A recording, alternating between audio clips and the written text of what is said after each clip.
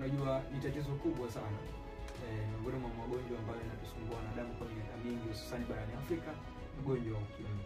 Na hususan kwa hivi karibuni mara baada ya Marekani kuzungumza kwamba moja kwa moja katika kufund lile shirika la afya duniani na kusaidia katika kutoa ARV, imekuwa ni changamoto. Tokea kipindi hiko ambacho Donald Trump amezungumza, serikali za Afrika zimekuwa na wasiwasi mkubwa sana. Sasa nitaka kufahamu ni ubunifu gani ambao wametumia katika kuhakikisha mama mjamzito licha ya kutokutumia ARV lakini bado atakuwa yuko vizuri, kwa sababu tunajua mama mjamzito lazima apate nasema lishe, lakini pia vile vitu vyote muhimu ambavyo vinaweza kumrejeshia afya, kwa sababu sio yeye tu anakula, lakini pia kuna mtoto naye anahitaji apate vitu muhimu ambavyo moja kwa moja vitamjengea mwili kuwa na afya, lakini pia jenga vizuri ile tunasema zile siri kupambana na magonjwa.